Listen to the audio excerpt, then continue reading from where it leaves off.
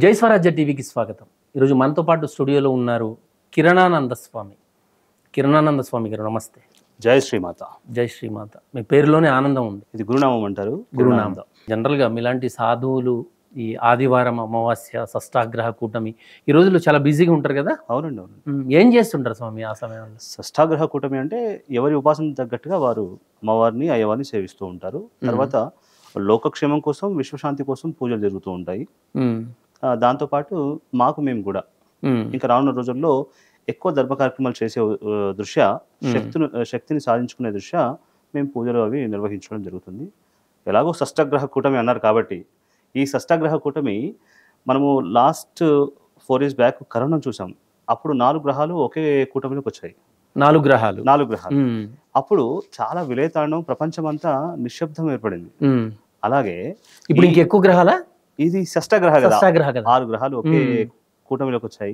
కాబట్టి అందరికీ భగవంతుడి యొక్క అనుగ్రహం కంపల్సరీ అవసరం. తప్పకుండా ప్రతి ఒక్కరూ అమ్మవారిని కానీ అయ్యవారిని కానీ విడివిడిగా కాకుండా కలిపి సేవించండి. అమ్మలోనే అయ్యి ఉన్నారు, అయ్యలోనే అమ్మున్నారని ఆ విధంగా కలుపుకొని సేవిస్తే మంచి ఫలితాలు వస్తాయి. రానున్న కష్టాలు మొత్తం తొలగిపోతాయి. మీరు అన్నట్టుగా అప్పుడే భయంకరమైనటువంటి రోజులు చూడాల్సి వచ్చింది. ఇప్పుడు ఈ కళ ఇంకా పెద్ద డేంజర్ ఏమో కదా. ఎట్లాంటి ఫలితాలు ఉండబోతా ఉన్నాయి? ఇంకా మత కలహాలు, లేకపోతే ఇంకా చాలా రకాల గొడవలు, కుటుంబ సమస్యలు, దాంపత్య జీవితాల గొడవలు, ఇవన్నీ చాలా అధికంగా ఉంటాయి. రక్తపాతాలు జరిగే అవకాశం ఉంది. రక్తపాతాలు జరిగే అవకాశం ఉంది. చాలా విపరీతమైనటువంటి పరిస్థితులు చూడబోతున్నాం మనం. ఈ ఎలాగో కరోనాను గట్టెక్కాము, ఇప్పుడు దీన్ని కూడా గట్టెక్కితే చాలు అనే ఉద్దేశంతో మా గురు పరంపర అందరూ కూడా విశ్వశాంతి కోసం మేము పాటుపడుతున్నాం. ఈ షష్ఠాగ్రహ కూటమి రోజు కావచ్చు, అమావాస్య రోజు కావచ్చు, విశ్వశాంతి కోసమైనా ఇంకేదన్నా తాంత్రిక పూజల కోసం కూడా వాడుకుంటాం? తాంత్రిక పూజలు కంపల్సరీ ఉంటాయి. కాకపోతే ఇది 2 విధాలుగా చూడాలి. ఒకరు మీరు ఎవరైనా మన దగ్గరకు వచ్చి నాకు సమస్య వచ్చింది, ఈ సమస్యల పరిష్కారం కోసం ఏదైనా పూజ నిర్వహించాలి అనుకుంటేనేమో వాళ్ళకు తగ్గట్టుగా చేస్తాం మనం.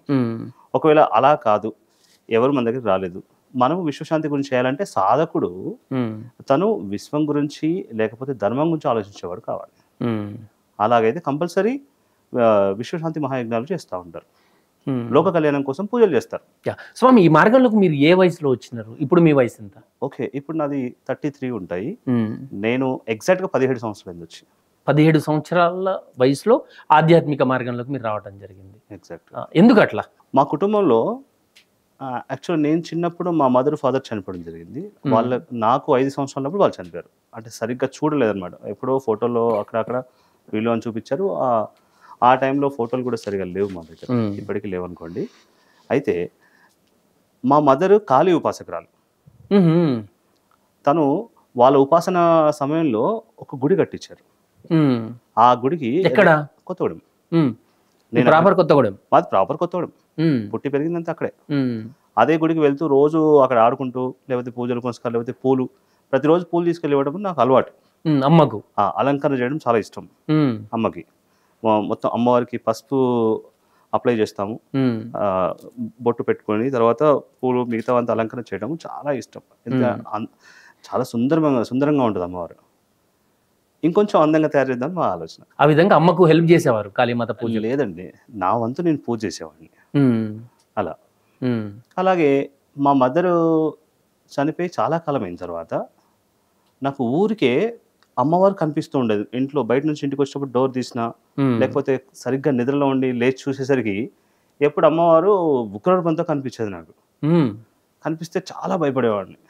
ఎక్కడెక్కడికో పోయి ఎవరెవరినో ఊర్లో గ్రామాల్లో అప్పట్లో శివం ఊగుతూ ఉంటారు కదా, ఒడ్డు మీదకి దేవుళ్ళు వస్తారు ఊగుతారు అని. వాళ్ళ ముందుకు వెళ్ళి కూర్చొని నాకు ఎందుకు భయం అవుతుంది, జ్వరం వచ్చిందని కూర్చుంటే వాళ్ళు చెప్పేవారు అనమాట. ఇట్లా అమ్మ కనిపించేది కదా, కొంతమంది చెప్పేవారు. మరి ఎలా పరిష్కారం అంటే, అమ్మవారు కావలసుకొని వచ్చిన తర్వాత ఆమెను మనం దూరం పెట్టలేము, ఆమె కనబడకుండా చేయలేము. ఇదే విధంగా అంటే మీకు అమ్మవారు కనిపించే వల్ల అమ్మవారు ఒంటి మీదకి వచ్చేవాళ్ళ? అమ్మవారు కనిపిస్తారు, మీకులా కూర్చునేవారు ఎదురు. నేరుగా మాట్లాడాను, నేను చాలా కాలం మాట్లాడాను అట్లా. సాధారణ మనిషి సాధ్యమేనా దేవుళ్ళతో ఎదురెదురుగా కూర్చొని మాట్లాడడం? ఎందుకు కాదు. జస్ట్ ఒక అంటే సాధన అనగానే ఒక దగ్గరికి వెళ్తాం, మంత్రం తీసుకుంటాం, 4 రోజులు జపం చేస్తాం, లేదా అక్కడికి వెళ్ళి గురువుకి 50 లక్షలు ఇస్తారు. ఇలా చేసే వాళ్ళందరికీ కూడా కనబడరు. ఫస్ట్ భక్తి మార్గం అనేది గొప్పది. మీరు ఎదుట ఉన్నది ఇది విగ్రహం కాదు, బొమ్మ కాదు, అమ్మని నమ్మండి ఫస్ట్. అమ్మని నమ్మి మీరు చూడగలిగితే అప్పుడు స్పష్టంగా అమ్మ కనిపిస్తుంది. వేరే ఎక్కడో ఎందుకు ఉందండి? మీలోనే ఉందమ్మా. మీలోనే శివుడు ఉన్నాడు. ఎక్కడెక్కడని వెతికి తిరిగిన వేదంబులు ఒక్కడేనని పలికినట్టు సూది మొనగుచ్చు సందులేఖను అంతటా కలిగి ఉన్నాడు కదా మూర్తి అని. ఈ విశ్వమంతా వ్యాప్తి చెందినటువంటి ఆ భగవంతుడు మీరు కోరినట్టుగా మీకు ఏ స్థాయిలో కనిపించాలో అదే స్థాయిలో కనిపిస్తాడు. దేవుడికి మనం స్థాయి పెట్టలేము. వీళ్ళకి ఈ విధంగా అనుగ్రహించాలంటే ఆ విధంగా అనుగ్రహిస్తాడు. సర్వాంతర్యామి, సూది మొన పెట్టడానికి ప్లేస్ లేనంత కూడా విశ్వవ్యాప్తమై ఉన్నాడు దేవుడు. ఇంతకు మీరు అమ్మవారిని పూజిస్తారా లేకుంటే అయ్యవారిని పూజిస్తారా? స్టార్టింగ్ అమ్మవారు కాళీ ఉపాసకుడిని. కాళీ చేస్తూ చేస్తూ చేస్తూ అమ్మవారు చాలా ఉగ్ర రూపంలో ఒకరోజు ప్రసన్నమయ్యి ఇంట్లో పూజలో గదిలో కూర్చోవడం జరిగింది. ఈమెకు సమయానికి నేను నైవేద్యం పెట్టడం మిగతా పూజలు అవి చేసే టైంలో ఒళ్ళంతా చాలా వైబ్రేషన్స్ వచ్చి కళ్ళు రెడ్ కలర్ అయిపోయి అసలు ఓపిక ఉండేది కదా, తట్టుకోలేకపోయామండి శక్తి. ఆ టైంలో ఏం చేయాలని చెప్పేసి చాలా రకాలుగా ఎక్కడెక్కడికో గుళ్ళకి వెళ్తే అమ్మవారు కూర్చుంటే మీరు నమ్మరు, ఏ దేవుడు రాడు దగ్గరికి. ఈమె దాటి ఎవరు రారు. మొత్తం శక్తే కదా, శివుడికైనా శక్తే కదా. అలాగే ఒక చోటుకి వెళ్ళి గోదావరి ఉంటుంది. ఆ గోదావరి దగ్గర ఒక శివాలయం ఉంటుంది. అక్కడికి వెళ్ళి శివుడి చుట్టూ 11 చుట్టూ తిరిగా. నా చుట్టూ ఎందుకు తిరుగుతున్నారు అయ్యా అంటే, లేదు తండ్రి మరి అమ్మ వచ్చింది, ఆమె శక్తి నేను తట్టుకోలేకపోతున్నా, నాకు పరిష్కారం చూపించండి, సర్వం మీరే, పరిష్కర్త మీరే అని చెప్పి శివుని కోరుకున్నాం. నీటిలో వెళ్ళి కూర్చొని పంచాక్షర జపం చేస్తా ఉండు అన్నాడు అంతే. ఈలోపు నేను కళ్ళు మూసుకొని ఓం నమః శివాయ అంటే చాలు, అసలు మామూలుగా ఉండదు ఇంకా వైబ్రేషన్. ఆ సమయంలో అమ్మవారి దగ్గర వచ్చే సమయంలో అయ్యవారు వచ్చేసారు. వీళ్ళిద్దరిని కలిపేశాను. సాధకుడు కార్యక్రమం అయిపోయింది. నాకు అమ్మవారు శాంతింపజేసి ఇంకా రెగ్యులర్గా నాకు కావాల్సిన పనులన్నీ కూడా నేను పూజా విధి విధానంలో అడుగుతూ ఉంటే చేస్తూ ఉండేవారు. ఇప్పుడు మీరు ఎటువంటి సాధన చేస్తూ ఉన్నారు? నేను ఫస్ట్ దక్షిణ మార్గంలో ఉన్నాను. దక్షిణ మార్గం అంటే దక్షిణాచారం అంటారు. దక్షిణాచారం. నెక్స్ట్ వామాచారానికి వచ్చాను. అంటే దక్షిణాచార పద్ధతులు ఏంటి? దక్షిణాచారం అంటే మామూలుగా మీరు రెగ్యులర్ చూసే పూజలు పునస్కారాలు. నేను కొన్ని టెంపుల్స్లో అయ్యగారుగా పనిచేశాను. అక్కడే వేదాలు లేకపోతే మిగతా వాటిల్లో కాస్త ప్రావీణ్యత ఉంది. అంత గొప్ప వేద పండితుడు అని చెప్పలేను, కొంత నా నాలెడ్జ్ వరకు. నేను భగవద్గీత ఎక్కువ ఫాలో అవుతాను, సో దాన్ని ఫాలో అవుతూ ఉండేవాడిని. తర్వాత ఈ శక్తిని ఇంప్రూవ్ చేసుకోవాలి, ఇప్పుడున్న కలియుగంలో ఉన్నటువంటి ఎఫెక్ట్ మనం భరించాలి అంటే కంపల్సరీ శక్తి అవసరం. అది ఎక్కడ దొరుకుతుందని చెప్పి చాలా ప్రదేశాలు తిరిగి కామాఖ్య వెళ్ళాను నేను. కామాఖ్యలో మాకు ఒక 97 సంవత్సరాల వయసున్న ఒక సాధకుడు దొరికాడు అనమాట. కామాఖ్యలో మా గురువు గారికి 97 ఉంటాయి. ఆయన చాలా బలంగా ఉన్నారు ఇప్పటికి కూడా. ఇప్పటికీ ఫ్లైట్ లేకపోతే ట్రైన్స్లో తిరగడము, ఆయన ఒక చోటు నుంచి ఇంకో చోటుకి ప్రయాణం చేయడము. హైదరాబాద్ కూడా వచ్చారు 2-3 సార్లు, మేము పిలిస్తే వచ్చారు కార్యక్రమాలకి. అలా వస్తారు, ఇప్పటికి స్ట్రాంగ్గా ఉన్నారు ఆయన. కామాఖ్యలో అమ్మవారికి జంతుబలి అనేది జరుగుతుందా? నరబలి, జంతుబలి అంటూ ఉంటారు, నిజమేనా? ఆచారం అది 100% జరుగుతుంది. ప్రతిరోజు ఒక దున్నపోతునిస్తారు, మేకనిస్తారు, పావురాన్ని ఇస్తారు. అంటే యాక్చువల్గా కొన్ని రిస్ట్రిక్షన్స్ కామాఖ్యలో ఉన్నాయి. సో కామాఖ్య ఆచారం అది. జగద్గురు ఆదిశంకరాచార్యుల వారు కూడా ఆ ప్రదేశాన్ని సందర్శించినప్పుడు ఇక్కడ ఈ పద్ధతిలోనే పూజలు జరగాలి అని చెప్పేసి తను అక్కడ ఎటువంటి మార్పులు చేర్పులు చేయకుండా వెళ్ళిపోయారు. మీరు మధుర మీనాక్షి చూస్తే, మధుర మీనాక్షి దగ్గర అమ్మవారు రాత్రిపూట ఆ ఊరంతా తిరుగుతూ గజ్జల శబ్దం వినపడుతుంది, భయంకరంగా ఉంటూ నిజమే ఉండేది అనేవారు. ఆవిడతోటి పదవ సోపానం ఆడు సంథింగ్ ఏదో చేసి ఇద్దరు కలిసి ఆడేవాళ్ళట కదా. తనని శ్రీచక్రంలో కూర్చోబెట్టగలిగారు. శ్రీచక్రంలో శాంత రూపంలో కూర్చోబెట్టగలిగారు. కాబట్టి ఇప్పుడు ఆ ప్రాంతం అంతా సుభిక్షంగా ఉంది. అమ్మ ఎక్కడ ఉంటే అక్కడ అద్భుతం. కామాఖ్య వెళ్ళినారు మీరు? తర్వాత కామాఖ్యలో చాలా కాలం ఉన్నాను అక్కడ సాధన నేర్చుకోవడానికి. అది వామాచారం వస్తే డిఫరెంట్. ఎట్లుంటది వామాచార పద్ధతులు చెప్పండి. పంచమకారాలు ఉంటాయి. సో మకారాలు ఏంటి అనేది మీ అందరికీ తెలుసు, కొత్తగా చెప్పాల్సిన పని లేదు. ఈ సాధన ద్వారా మీరు ఏం సాధించినారు? శక్తి సాధిస్తాం. ఆ శక్తిని ఎట్లా ఉపయోగించబోతాం? నేను మోక్షం కోసం చేస్తున్నా. మీ మోక్షమేనా ఇతరుల మోక్షం కూడా? నాకు మోక్షం. ఇతరులకు మోక్షం ఇవ్వడానికి నాకు అర్హత ఉండదు. బికాస్ ఎవరి సాధన వాళ్ళు చేయాలి. ఫస్ట్ జీవుడే దేవుడు అని అంటాం కదా, మీరు దేవుడు అని తెలుసుకోండి ఫస్ట్. ఎవరికి వాళ్ళు దేవుళ్ళే 100%. ఎట్లా చెప్పగలరు? జీవుడే దేవుడు అన్నారు కదా. ఒక మంచి ఉదాహరణ చెప్తాను మీకు. ఒక తల్లి గర్భంలో ఒక శిశువు ఉన్నాడు. 9 నెలలు తల్లి మోస్తుంది. మరి ఈ 9 నెలలు ఉమ్మనీరు నోట్లోనే ఉంటుంది. నవరంధ్రాలు మూసుకుపోయి ఉన్నాయి. గాలి లేదు, ఆకలి లేదు, దప్పిక లేదు. ఎలా బతుకుతున్నాడు? తల్లి ద్వారానా? తల్లి తీసుకునే శ్వాస, ఉచ్ఛ్వాస, నిశ్వాస, తల్లి తీసుకునే ఆహారం. మరి మొత్తం శరీరం మొత్తం నవరంధ్రాలు మూసుకుపోయి ఉన్నాయి కదా, ఎక్కడి నుంచి ఆహారం తీసుకోవాలి? ఇప్పుడు బేబీ జన్మించిన తర్వాత ఉమ్మనీరు తీసేస్తారు కదా కంపల్సరీ. తీసేసిన తర్వాత దాన్ని క్లీన్ చేస్తారు. ఓకే. సో ఆ సమయంలో స్త్రీమూర్తులు అందరూ కూడా ఇది కంపల్సరీ గుర్తు పెట్టుకోవాల్సిన విషయము. ఎవరు గర్భంతో ఉన్నా లేదా గృహస్థులు ఎవరున్నా కూడా ఉదయం లలిత సహస్రనామ స్తోత్రం, సాయంత్రం మహావిష్ణు స్తోత్రం వినడం అలవాటుగా మార్చుకోండి. గర్భిణీ స్త్రీలు ఎవరైనా, గర్భిణీ స్త్రీలు వినొచ్చు. ప్రత్యేకత ఎందుకంటే ప్రతి ఇంట్లో లలిత సహస్రనామం, మహావిష్ణు సహస్రనామాలు ఉంటే మీకు ఇంకా తిరుగుండదు. ఎటువంటి నెగిటివ్స్ మీకు ఇంటికి రావు. లలిత సహస్రనామాలు, నెక్స్ట్ విష్ణు సహస్రనామాలు, ఈ రెండు కంపల్సరీ వినండి. ఈ రెండు వినడంతో తల్లి ఆ శ్లోకాలు ఏదో ఒక సందర్భంలో అమ్మవారిని తలుచుకోవడము, అయ్యవారిని తలుచుకోవడం జరుగుతుంది కదా. నిత్యం భగవత్ స్మరణ జరుగుతూ ఉంటుంది. తద్వారా లోపల ఉన్న బేబీ యోగ్యుడే పుడతాడు. యోగ్యుడే చాలా మహానుభావుడే పుడతాడు. మామూలు విషయం కాదు అది. జగద్గురు ఆదిశంకరాచార్యుల్ని చూపించినప్పుడు కూడా అలాగే ఉంది కదా.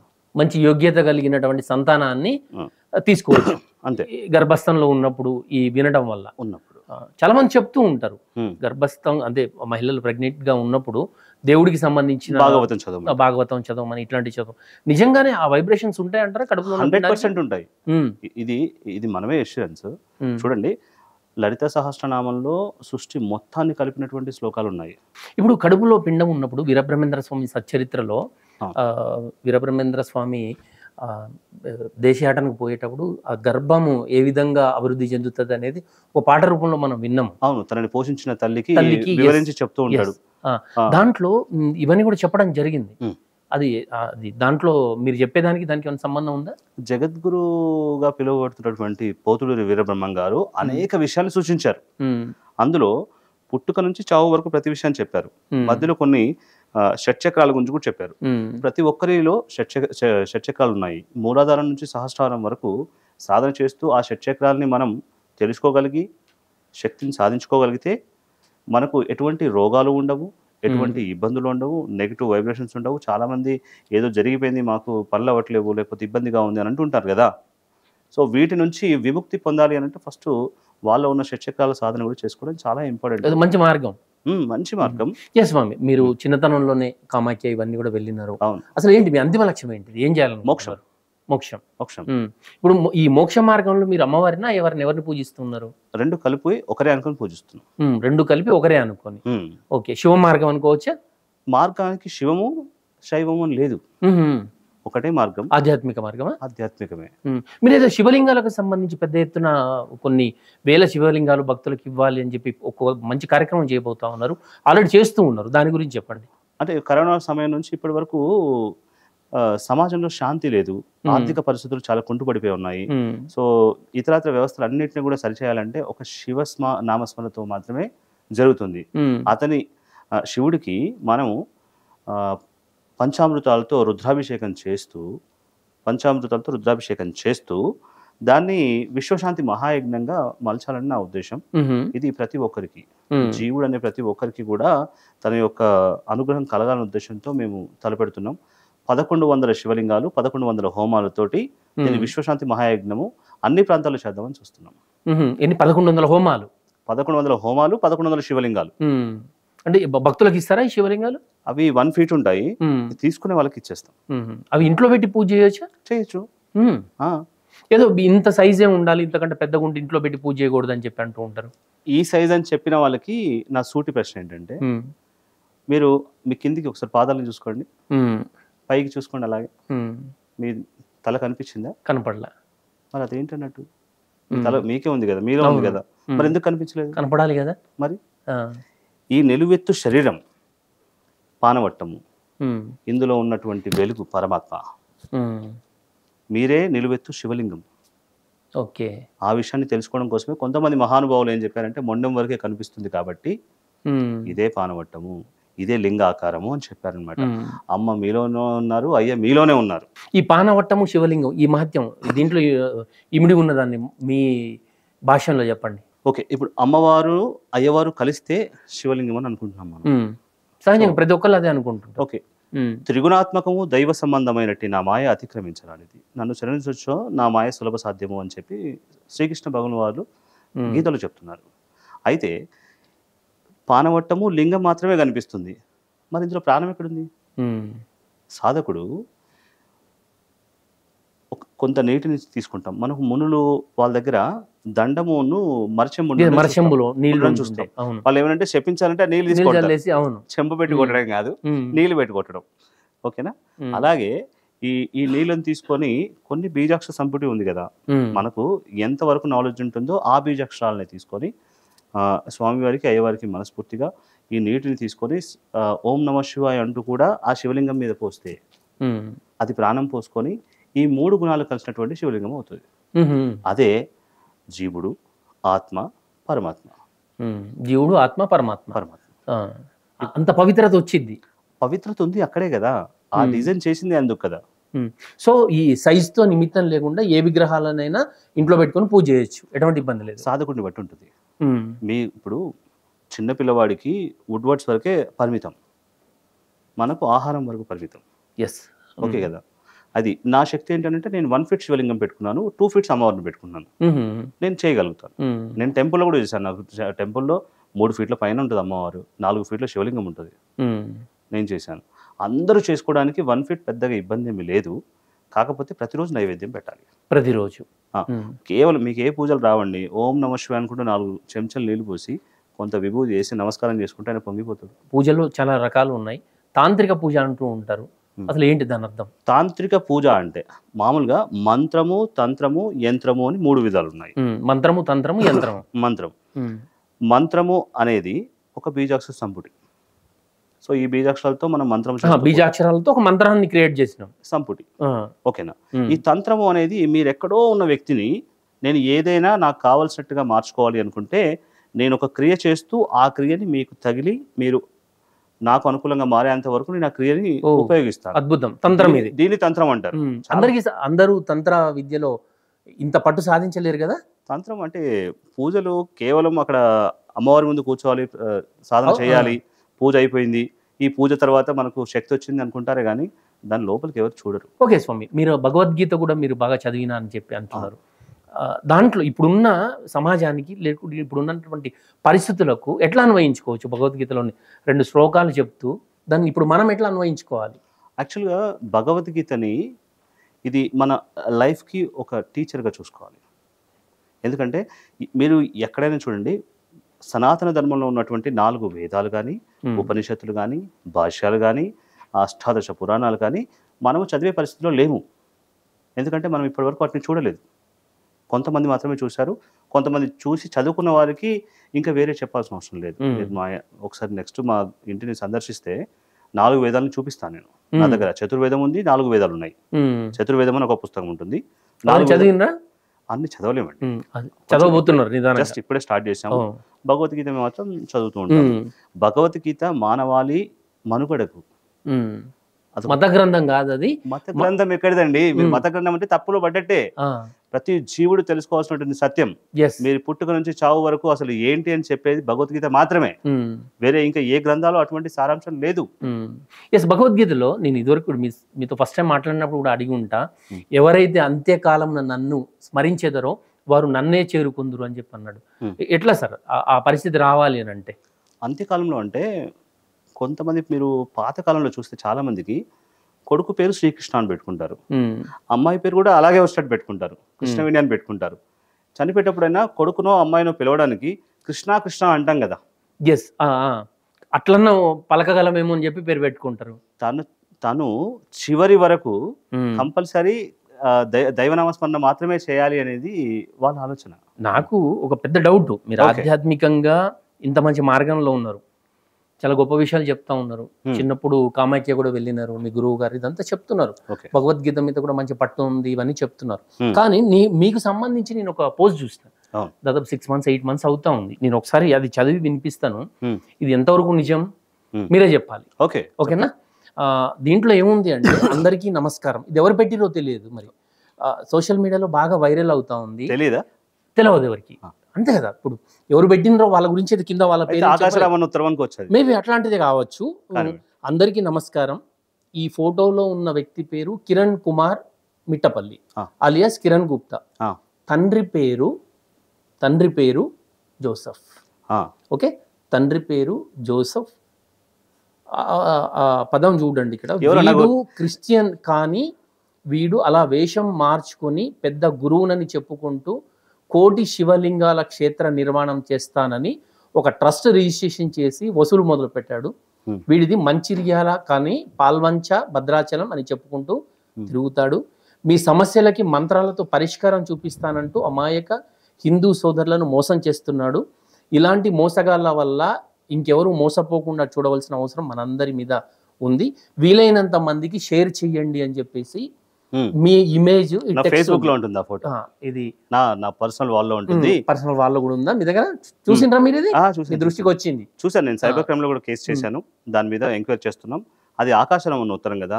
నా గురించి తెలిసిన వాడు అడ్రస్, వాడు ఫోన్ నెంబర్ అయినా పెట్టి నేను నిరూపిస్తానని చెప్తే బాగుండేది. ఎటువంటి ఇన్ఫర్మేషన్ లేకుండా పెట్టిన దాన్ని ఇక హిందువులను కూడా కాసేపు గొర్రెలే అనుకోవాలి. ఎందుకంటే అందరూ కూడా ఫార్వర్డ్ చేశారు కదా. ఎవరైనా కావాలి అనుకుంటే నేను ఒక 35,000 మందికి వైద్యం చేసి ఉంటా. ఏం చేస్తుంటారు? 35,000 మందికి నా దగ్గరకు వచ్చిన వాళ్ళకి, సమస్యలతో వచ్చిన వాళ్ళకి పరిష్కారం చేసి ఉంటాను నేను. 108 శివలింగాలు, నర్మదా శివలింగాలు ఇవ్వడము, 9 గుళ్ళు కట్టేయడము నా ఓన్ డబ్బులతోటి. మేము అక్కడ నుంచి, అంటే మేము కరోనా టైంలో బయటకు వచ్చాము. ఆ తర్వాత అది చెప్తాను. ఫస్ట్ దీని గురించి నేను ఎక్స్ప్లెనేషన్ ఇస్తాను. మా ఫాదర్ పేరు సాయిలు, మా మదర్ పేరు కమల, మా అమ్మ కాళీ ఉపాసకురాలు, మా నాన్నగారేమో సింగరేణిలో పనిచేసేవారు. సింగరేణిలో పనిచేస్తున్న వారికి ఒక చోటు నుంచి ఇంకో చోటికి ట్రాన్స్ఫర్ అయ్యే అవకాశాలు ఉంటాయి. ఎక్కడికి ట్రాన్స్ఫర్ అయితే అక్కడ ఉండాలి కదా. నేను మంచిర్యాల వాసిని వాడు తప్పు చెప్పాడు. నాది కొత్తగూడెం. నాతో చదివిన వాళ్ళు ఇప్పటికి ఉన్నారు. నా ఇల్లు ఉంది, నా షాప్స్ ఉన్నాయి. నేను అక్కడ పుట్టి పెరిగి కనీసం ఒక 15-20 సంవత్సరాలు అయితే బయటకు వెళ్ళాం కదండి. తర్వాత మనకు జీవితం తెలిసి వచ్చి ఏదైనా పనికో లేకపోతే ఇంకో దానికో బయటకు వెళ్తూ ఉంటాం. మరి ఇంకోసారి చదవండి అది. చెప్పండి. నా పేరు కిరణ్ గుప్తా కదా. నేనేంటో చెప్పాల్సిన అవసరం లేదు కదా. ఓకేనా? ఆమె కట్టర్ హిందూ. ఎవరికైనా దమ్ముంటే, హిమ్మత్ ఉంటే వచ్చి నిరూపించమని చెప్పండి. ఆ నిమిషం సచ్ అయిపోతా నేను. మామూలు విషయం కాదు. ఎవడైనా అడ్రస్ లేనోడో లేకపోతే పిచ్చి పిచ్చి వెదవలు పెట్టిన మాటలకు నేను సమాధానం చెప్పాల్సిన అవసరం లేదు. వాడిని రమ్మని చెప్పండి, నిరూపిస్తా. నేను కట్టిన గుళ్ళు జుద్దురు, లేకపోతే నేను చేసే సేవ జుద్దురు, నా ఇంట్లో పీఠం జుద్దురు, ఇదేది వేషం కాదు. ఇది నాకున్న చిన్న వయసులో నాకున్న అన్ని ఆశలు, కోరికలు ప్రతిదీ వదులుకున్నా. 9 గుళ్ళు కట్టించడం అంటే ఎన్ని డబ్బులు అయితే మీకు తెలుసు కదా. 108 లింగాలు పంచడం అంటే ఎన్ని డబ్బులు అయితే తెలుసు కదా. జోసఫ్ అయితే కట్టనంటారు ఇవన్నీ. ఎవరు? జోసఫ్ అయితే వాడేవాడండి. జోసఫ్ ఎవడండి అసలు? జోసఫ్ ఎవడు? నా తండ్రితో నేనే మాట్లాడింది లేదు. నాకు 5 సంవత్సరాలు చనిపోయినరు. వాడేటా చెప్తాడు? జోసఫ్ ఎవడు? సాయిలని నేను నిరూపిస్తా, మీరు రండి, నాకు ఆధారాలు. ఇంత పెద్ద అభాండం, కంప్లీట్ గా క్వైట్ ఆపోజిట్ అభాండం వేయాల్సిన అవసరం అతనికి ఏమొచ్చింది? వాడు రాసిన దాంట్లో 2-3 కొనాలు రాశాడు కదా. ఇవన్నీ ఏంటంటే మనిషిని బయట సమాజంలో తిరగకుండా నేను నా ధర్మం కోసం పోరాటం చేస్తున్నా. చాలా మంది ఇప్పుడు రాధా మనోహర్ దాస్ గారని, లేకపోతే లలిత్ కుమార్ గారని, ఇంకోరు వీళ్ళందరూ ఉన్నారు కదా. వీళ్ళందరూ కూడా ధర్మం కోసం పోరాడేవాళ్ళు. ఆ పోరాడే క్రమంలో వాళ్ళ మీద బురద జల్లుతున్నారు. అంటే నేను ఇప్పటి వరకు సమాజంలోకి నేను ఇంటర్వ్యూల ద్వారా బయటికి రాలే ఎక్కడ. ఈ రాలేదు కాబట్టి వీడు బయటకు వస్తే ఇంకా ఏం చేస్తాడు. నేను మీకు ఫస్టే చెప్పా, ఇంత పెద్ద యాగం చేద్దామని చెప్పి. ఈ యాగం చేసే క్రమంలో ఎంతో మందిని కలిసా. అవతల వాడి ఉద్దేశం ఏంటో వాడేవాడో మాకు తెలియదు కాబట్టి కొంత వాడు అనే, ఎందుకంటే అవసరం కాబట్టే వాడినా. నా ఉద్దేశం అది కాదు. ఏం కాదు, నా మీద తప్పుగా ప్రచారం చేసిన వాడిని కూడా అమ్మవారిని చల్లగా చూడాలి. ఎందుకంటే నాకు బాధ జరిగింది అనుకోండి, ఇప్పుడు నేను పూజ చేసే క్రమంలో బాధ జరిగితే వీడికి ఏదో బాధ జరిగింది కాబట్టి తీరుస్తాను చేస్తుంది. అలా కూడా వద్దనే మొక్కుకున్నా నేను. ఎందుకంటే ఇది నిరాధారమైన ఆరోపణలు. మీకు నిజంగా ఎవరి మీద డౌట్ ఉందా? పలానా వాళ్ళు ఏదైతే మీరు చేస్తున్న ఈ విద్య ద్వారా కావచ్చు, ఈ కార్యక్రమాల ద్వారా కావచ్చు, ఏదైనా సంఘటన ఏదైనా మీకు గుర్తుందా? ఎందువల్ల ఇంత పెద్ద అభాండం మీ మీద వేయాల్సి వచ్చింది? అదే నేను ఇప్పుడు నాకు ఒక 1000 మంది శిష్యులు ఉన్నారండి. 1000 మంది శిష్యులు ఆల్రెడీ ఉన్నారు. వాళ్ళు స్థాయిలో వాళ్ళు పూజలు పునస్కారాలు లేకపోతే ఆలయాల్లో పనిచేయటం అట్లాంటివి జరుగుతున్నాయి. ఇంకా చాలా మంది వస్తూ ఉంటారు. కొన్ని పిచ్చి పిచ్చి కోరికలతో వస్తూ ఉంటారు. ఇట్లాంటి వాళ్ళని దగ్గర రానివ్వను. మంచిగానే మాట్లాడతారు, అది ఇది అని చెప్పి ఫస్ట్ వాళ్ళ సమస్య చెప్పుకుంటారు, తర్వాత నాకు ఇది కావాలి అంటారు. అట్లాంటి వాళ్ళని నేను డైరెక్ట్గా మొహం మీద చెప్పడం అలవాటు అయిపోయింది నాకు. ఎందుకంటే అది నేను సహించను. నువ్వు తప్పు చేయాలని నేను సహించను. ఇక్కడ నీకు నువ్వు పిలిస్తే వచ్చి పనిచేయడానికి అమ్మ నీకేం సర్వెంట్ కాదు. ఆమె జగన్మాత కాబట్టి ఆ జగన్మాతను పూజించాలంటే నీకున్న అర్హత ఏంటో చూస్తాను నేను. ఖచ్చితంగా ఇవాళ కాకపోయినా రేపైనా నిజం బయటపడే అవకాశం 100కు 100% ఉంది. స్వామి, మీరు ఏమైనా మాలలు వేస్తూ ఉంటారా మీ దగ్గరికి వచ్చే భక్తులకు? లేదండి, లేదు. మాలలు వేను, ఉపదేశాలు చేస్తూ ఉంటారు. మీరు ఇంత పెద్ద ఎత్తున సాధన చేస్తున్నారు కదా, ఒక వ్యక్తి ఎవరైనా సమస్యతో వచ్చి మీ ముందు కూర్చుంటే మీరు మొట్టమొదటి వాళ్ళకి చెప్పేది ఏంటిది, మీకు ఏం కనిపిస్తాయి? అంటే మీరు ఏం చెప్పొద్దు. ఈ మధ్య మనం చూస్తూ ఉన్నాం, వాళ్ళ ఎవరైనా డివోటీ వెళ్తే వాళ్ళ ఫోన్ నెంబర్ చెప్పటము, ఇంకోటి చెప్పడం ఇట్లా చూస్తున్నాం. ఇక్కడ కూడా ఇదివరకు మేము ఒక స్వామీజీని కూడా నేను పర్సనల్ గా చూసిన. అంటే యాక్చువల్ గా దాన్ని కర్ణ పిశాచి విద్య అంటారు. అది పిశాచి గణాలకు సంబంధించినటువంటి విద్య. అది చేస్తే మీరు పేపర్ రాసుకున్నది కాదు. ఈ రోజు ఒక స్టూడియోలో ఒక స్వామితో కూర్చొని మాట్లాడి పలానా చోటుకి వెళ్తున్నా అని చెప్పి మీరు అనుకొని అక్కడికి వెళ్ళిన తర్వాత ఇలా వచ్చారు అని ప్రతి విషయాన్ని చెప్పగలుగుతారు వాళ్ళకి. అది కేవలం చెవులో మాత్రమే చెప్తుంది. దాన్ని కర్ణ పిశాచి విద్య అంటారు. అది దైవం. ఎవరికి? మీ గురువులకు చెప్తుందా చెవులో వచ్చి? ఎవరైతే సాధన చేస్తారో సాధన చేసే వాళ్ళకు. అది పిశాచి సాధన. కొద్ది రోజుల తర్వాత ఆ కుటుంబం మొత్తం దాంతో నాశనం అయిపోతుంది. అయ్యో. దైవానికి సంబంధించింది కాళీమాత ఉంటుంది. ఈ కాలము ఆమె. కాళీమాతకు తెలియని విషయం లేదు. మీరు ఎందుకు వచ్చారో అనేది ఫస్ట్ మీకైతే క్లారిటీ ఉంటుంది కదా. అవును, నాకు ఆర్థిక సమస్యలు ఉన్నాయి, మానసిక సమస్యలు ఉన్నాయి, ఒక పని అనుకుంటున్నాం కావట్లేదు, వీటి గురించి మీరు వస్తారు. మీ ఫోన్ నెంబర్ మీకు తెలుసు కదండి. నేను చెప్పి ప్రయోజనం ఏంటి చెప్పరా ఒకసారి? తెలవని విషయం చెప్పాలి కదా. అంతే కదా. మనం ఏం రాసుకున్నాం ఏం చేసాము కాదు. మీరు కష్టంతో వస్తే ఆన్ ద సెకండ్స్ మీరు వెంటనే రిలాక్సేషన్ కావాలి. జస్ట్ మీ వాయిస్ ఫ్రీక్వెన్సీ వింటే మీరేంటో మీ స్టోరీ ఏంటో చెప్పగలరు. గొంతు వింటేనే దాంతోనే అన్ని తెలుస్తాయి. ఇది తాంత్రిక విద్యనా ఇవంతా మీరు చెప్పడం? అమ్మవారి అనుగ్రహం. తాంత్రికం కాదు, తాంత్రికంలో ఉంది, ప్రవేశం ఉంది తాంత్రికంలో. తాంత్రికం నేను చేశాను కదా చాలా కాలం. నేను 7 years కాశీలో ఉన్నానండి. 3.5 years మన హిమాలయస్ లో ఉన్నాను తాంత్రిక విద్యలు నేర్చుకోవడానికి. రిషికేశ్ లోపల ఉన్నాను. ఇంకా తాంత్రికం అని కాదు, అసలు విద్య తెలుసుకోవడానికి వెళ్ళాను. నేను చాలా పెద్ద విశ్లేషణ ఎలా చేశానంటే, నాకున్న సమస్యలు ఊరికే ఏం ఎందుకు కనబడుతుంది కాళీమాత అని వెతకడం ప్రయత్నం చేశాను చాలా మందికి. ఇప్పుడు ఈ గడపలోకి రాగానే ఏంటి అమ్మవారు ఇబ్బంది పెడుతున్నావు వచ్చావా అనే వాళ్ళు కావాలని తిరిగా. అక్కడికి వెళ్తే ఒక 4,500 మంది తిరిగేది. ఎక్కడికి పోయినా ఎవరు చెప్పలే, ముగ్గురే చెప్పారు నాకు మహానుభావులు. ఆ ముగ్గురు సాంగత్యంలోనే ఇప్పటికీ ఉన్నాను నేను. వాళ్ళని వదిలిపెట్టలేదు, వాళ్ళతోనే ఉన్నాను. నువ్వు ఎందుకు వచ్చావో చెప్తారు, నీకేం కావాలో చెప్తారు, నువ్వేమవుతావు కూడా చెప్తారు. అంటే తాంత్రిక విద్యలు ఇప్పటికీ ఉన్నాయి, నేర్పించే వాళ్ళు కూడా ఉన్నారు. ఉన్నారండి. మీకు ఎట్లాంటి అనుభవం ఉంది దాంట్లో? చాలా అనుభవం ఉంది. ఏ అనుభవం కావాలి మీకు? అమ్మవారి అనుగ్రహంతో కూడినటువంటి అనుభవం కావాలా, లేకపోతే మంత్ర సాధన అనుభవం కావాలా, లేకపోతే నేను ఇతరులకు ఏదైనా చేసినప్పుడు వాళ్ళ యొక్క ఎక్స్పీరియన్సెస్ కావాలా? మీకు ఇంత అనుభవాలు ఉన్నాయి, ఇన్ని శక్తులు ఉన్నాయి, తాంత్రికంలో కూడా ప్రవేశం ఉంది. ఎవరైతే మీ మీద పోస్ట్ పెట్టినారో మీరు కళ్ళు మూసుకొని ఆయన ఎవరో తెలుసుకొని ఆయనకి పని చేయలేరా? మీకులాగే ఉంటాడు ఆయన. చూశాను నేను ఆయన. ఎవరు చేశారో, ఎక్కడి నుంచి చేశారో, ఎలా చేశారో తెలుసు. కానీ మనం కేసు పెట్టాం, ఇది ఎక్కడి నుంచి వచ్చిందో అనేది వాళ్ళు కనిపెడతారు. నన్ను అడుగుతారు, నేను ఒక 2-3 పేర్లు లేకపోతే నాకు అనుమానం ఉన్న వాళ్ళ పేర్లు చెప్తాను. నేను చెప్పిన తర్వాత ఇప్పుడు నేను చేసే సాధనలో నేను భగవంతుడి దగ్గర అవుతున్నా. ఈ చెత్త అంతా పట్టించుకోదలుచుకోలేదు. దేవీ దేవతలను ప్రసన్నం చేసుకునేటందుకు సులువైన మార్గం ఏమైనా చెప్పగలరా? అదే మనసును ఏకాగ్రత ఉంచుకోవటమే. ఫస్ట్ మీరు ఎవరిని ప్రసన్నం చేసుకుందాం అనుకుంటున్నారు, వాళ్ళు వేరుగా లేరని గుర్తుంచుకోండి. మనలోనే ఉన్నారు. అది ఎలా తెలుసుకుంటాం? ఎప్పుడైతే మనతో మనం చర్చించుకోగలుగుతామో, మాట్లాడుకోగలుగుతామో అప్పుడు ప్రసన్నాలు ఈజీ అవుతాయి. చనిపోయిన వాళ్ళను బ్రతికించినటువంటి గురువులను కూడా మనం చూసినాం. అది నిజమేనంటారా? అట్లాంటి శక్తి సంపాదించాలంటే ఎంత ఆధ్యాత్మికంగా, ఎంత అద్భుతంగా ముందుకెళ్లాల్సిన పరిస్థితి ఉంది. అంటే యాక్చువల్గా ఒక మనిషి చనిపోవడం అంటే ఒక 100 ఏళ్ల జీవితం అనుకుందాం. 5 సార్లు ప్రాణహానికి సంబంధించినటువంటి గండాలు ఉంటాయి ప్రతి మనిషికి. అదొకటి నీటి ద్వారా ఉంటుంది, కరెంటు ద్వారా ఉంటుంది, ఇది మళ్ళీ పంచభూతాలతోనే ఉంటుంది. గుర్తుపెట్టుకోండి, ఈ పంచభూతాలతోనే ఏదో ఒక విధంగా మనిషి ఆకస్మిక మరణం చెందే అవకాశం ఉంటుంది. ఇది గ్రహించి మృత్యుంజయ మంత్రం చేసుకోండి. అసలు ఎప్పుడో ఆపదొస్తుంది, అప్పటిదాకా ఎందుకు ఆగాలి?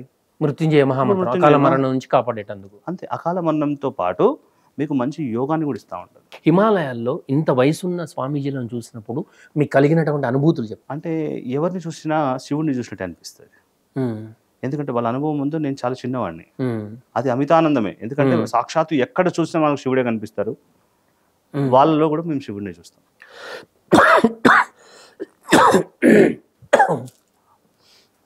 ఒక్కసారి చేయండి.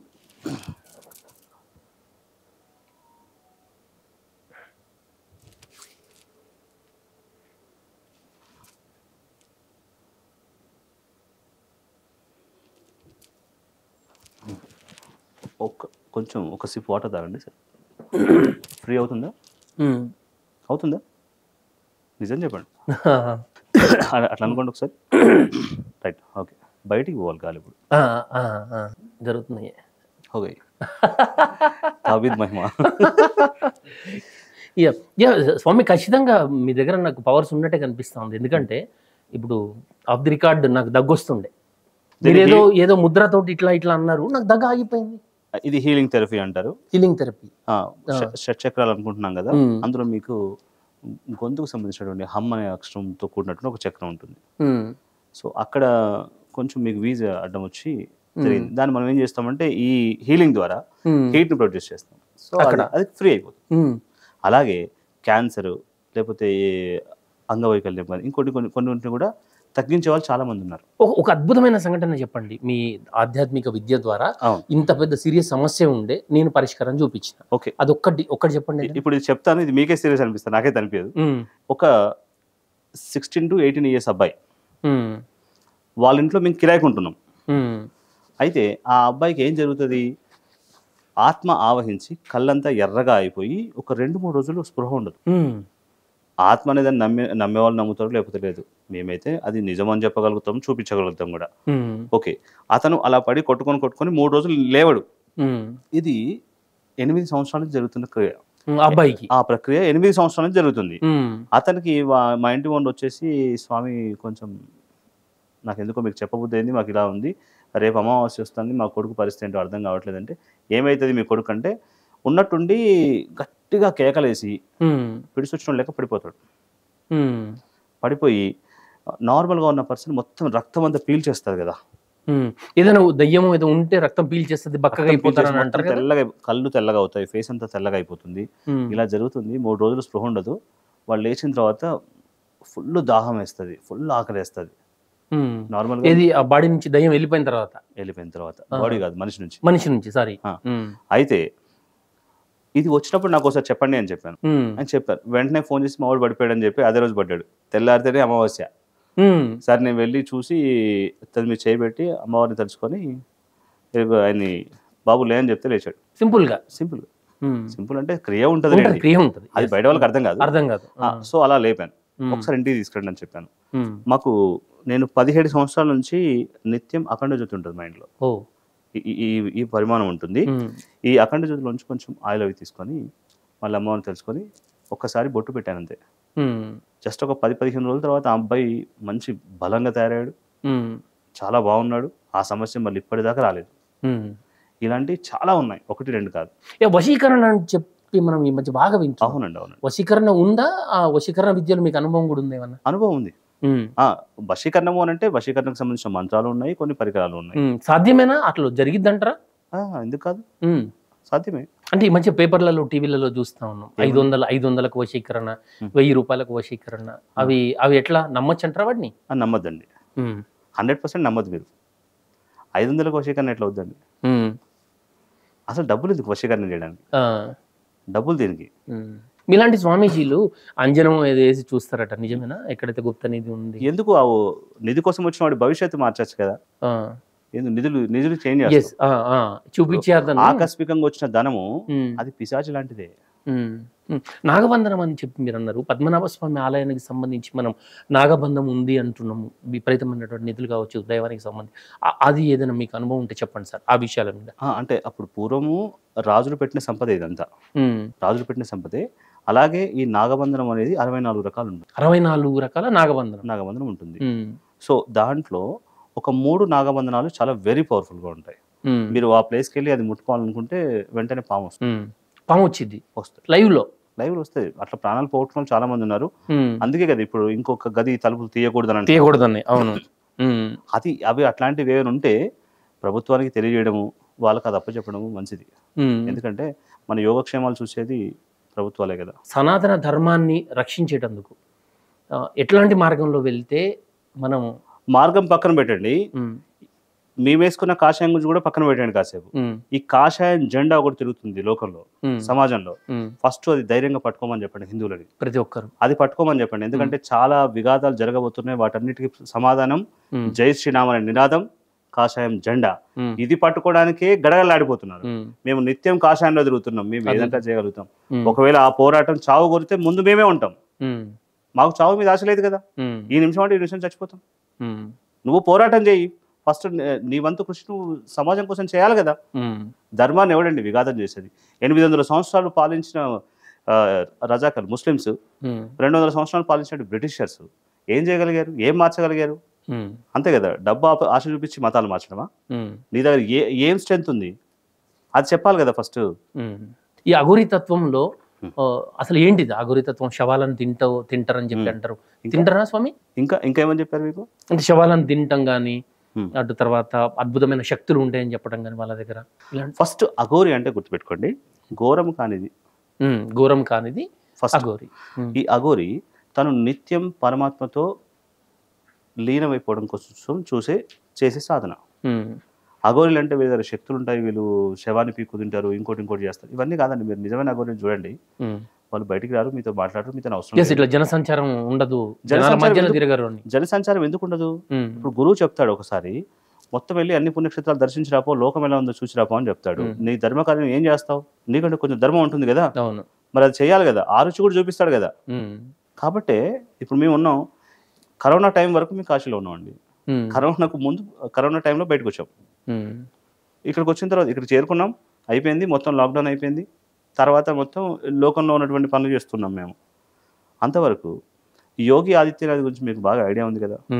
ఆయన ఏం చేస్తాడు అంటే, అందరూ ముస్లింల మీద కక్ష కట్టేసిండు, మొత్తం అన్ని కూల్ చేస్తాడు, బుల్డేజర్ బాస్ అని చెప్తా ఉంటారు ఆయన. 3000 ఆశ్రమాలు కూలగొట్టిచ్చేశారు అక్కడ. అది సాధు అయ్యుండి హిందూ అయ్యుండి అక్రమంగా ఉన్నవి, ప్రభుత్వం యొక్క నిబద్ధతలో లేకుండా ఉన్నటువంటి ఆశ్రమాలను తీపిచ్చాడు. మేము దగ్గరుండి చూసినాం. ఆయన ముస్లిం వ్యతిరేకి కాదు యోగి ఆదిత్యనాథ్ అనే వ్యక్తి. అతను బలమైనటువంటి పాలన చేస్తున్న వ్యక్తి, చరిత్రను తిరగదోడుతున్న వ్యక్తి.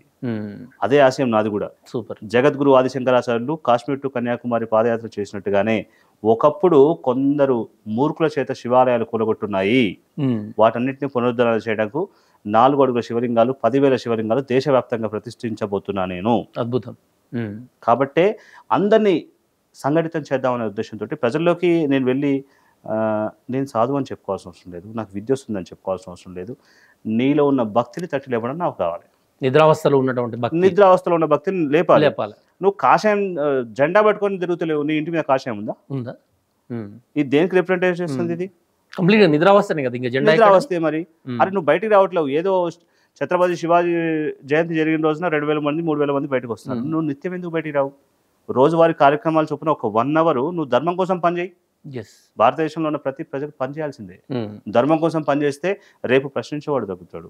మీ సొంత నివాసం ఎక్కడైతుందో అక్కడ పీఠం కూడా ఉంది, శ్రీ మహారుద్రపీఠం. ఆ పీఠం గురించి చెప్పండి. మాది శ్రీ మహారుద్రపీఠం. ట్రస్ట్ పేరు వచ్చేసి శ్రీకోటి రామలింగేశ్వర వేద విద్యా సేవ ట్రస్ట్. అందులో భాగంగానే మేము శ్రీ మహారుద్రపీఠం ఏర్పాటు చేసుకున్నాం. ఈ పీఠం ద్వారా అనేక మందికి ధర్మ మార్గంలో నడవటం, తర్వాత ధర్మం గురించి బోధించడం, తర్వాత విశ్వశాంతి మహాయజ్ఞాలు ఎలా చేయాలి, మనం దైవత్వాన్ని ఎలా ప్రపంచంలో నింపాలి, సమాజానికి మన ధర్మం నుంచి ఏం చెప్పాలి అనే దాని మీద చేసే కార్యక్రమాలు చేస్తున్నాం మేము. గ్రేట్ స్వామి. ఆధ్యాత్మికతకు సంబంధించి, అదేవిధంగా యజ్ఞాలు, యాగాలు, హోమాలు, వీటన్నిటికి సంబంధించి చాలా డౌట్స్ ఉంటే వాటన్నిటిని క్లారిఫై చేసినందుకు థ్యాంక్ యూ సో మచ్. అందరికీ విజ్ఞప్తి, ఫస్ట్ ధర్మంపై ఏదైనా విఘాతం జరిగితే దాన్ని మీరు ప్రోత్సహించి వేరే వాళ్ళకి పంపించడం కాదు, మీరు ధర్మం కోసం 1 గంట కేటాయించండి. ఈ యుద్ధం కనుక చావు కోరితే నేనే ముందుంటా. మన ధర్మాన్ని మనం కాపాడుకుందాం, మనకు మనమే శక్తివంతులం అవుదాం. Yes, thank you so much Swami. Thank you so much. ఇది ఇవాల్టి చర్చ. మరో గెస్ట్తో మళ్ళీ కలుద్దాం. చూస్తూనే ఉండండి జై స్వరాజ్య టీవీ.